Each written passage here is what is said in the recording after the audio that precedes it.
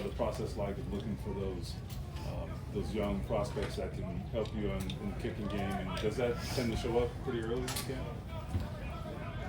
Yeah, so we're going to be able to evaluate. It's kind of a happy medium of like, okay, hey, how do we get everybody reps so everybody has a chance and can get evaluation, which is something we kind of work our way through. Like right now we can kind of get even though we're not in full pads, we can get a good evaluation of the guys that are fundamentally sound, that know how to do their job. And those are the guys that are usually going to start to get more and more reps as time goes on. Then we try to give everybody an opportunity once we get the pads on to see, okay, who can do their job, who can play fundamentally sound, who can be physical that we can then count on to make plays. A lot of that really good evaluation is going to come in the joint practice and in preseason games. Because in preseason games and joint practice, we're going to get a bunch of reps. They're going to be live. They're going to be pads on. And then we can roll through everybody. Like in a preseason game, we're going to play 50 guys on special teams. So that's a really good opportunity to see who can put it all together and be able to make a play. And that's where you can see, hey, who can flash and make some plays and then get some more opportunities to build off of it. So it's really just taking advantage of the opportunities as you get them. The biggest opportunities are going to come in those joint practice and preseason games. See who can flash and then get them more opportunities to see what they can do. So the practice ends up probably being a little more fundamental for your guys, I guess. Would that be fair? Especially right now without pads on, for sure. Yeah. For the kickers, we're going to see some out here when it's open practice. Is there other stuff going on behind the scenes that you guys are evaluating too with Spencer and Maddux? Yeah, we're going to try to get them to kick as much as we can in a team or live setting. Like yesterday, first day back, they kicked, we charted, and certainly watched it all. That wasn't in a team or live setting. That was in a pre-practice setting where we gave them a full script and certainly filmed it and evaluated it, and we're working with them on that. So there's plenty of times where we're going to kick individually or in pre-practice that will be scripted and evaluated, but the biggest time that they're going to be evaluated is when we go in a team setting, when we go in joint practice, when we go in preseason. That is truly an open competition, so we're trying to get those guys equal reps as much as we possibly can early on to see who can kind of take hold of that competition. There's really no timetable on that.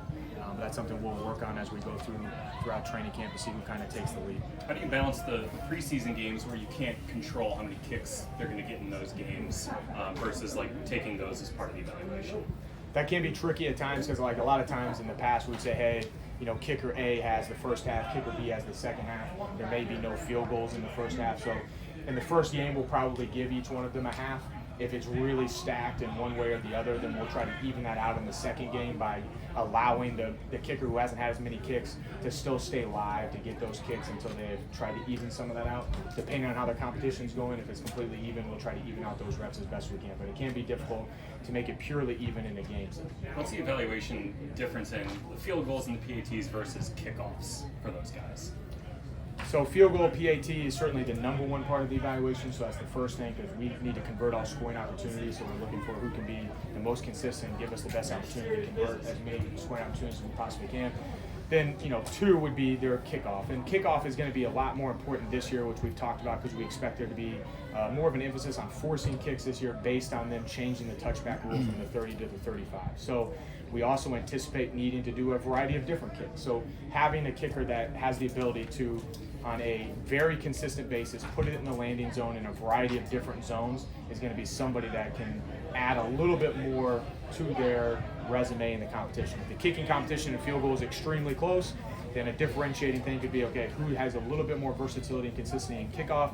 We're looking, hey, you can put it in this zone within the landing zone 9 out of 10 times. We're going to be really consistent. We can't afford to have a short kick in front of the 20-yard line because that's the same as kicking it out of bounds. That would go to the 40. So we need somebody that can be really consistent, putting a variety of different kicks into different zones to make it a little bit harder on the return team and the returners to get to the ball, and who can be consistent doing it. Shane mentioned this camp is going to involve a lot of getting guys in quick, different, quick thinking and unique situations. How can you do that with your groups? Well, we're always going to try to put them in as many different situations as we possibly can. A lot of the situational stuff we'll even do in walkthrough. So we'll do a lot of different situational stuff. We have 2 weeks until we play in a game, so they have to know every situation we possibly can come up within a game. So we'll go through walkthroughs and try to see who's really mentally sharp as we go through backed up situation, take a safety situation. We get into the gray area versus the field. We have different alerts on the punt team in a lot of these different situations. So we put these guys in situations, see who can understand and take the knowledge and stuff we've had from the meetings onto the field. So that's a really good time, like in walkthroughs where we'll challenge guys mentally.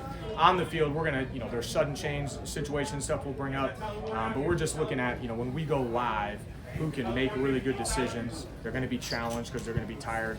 A lot of times we get in special teams periods and kind of can react off of that.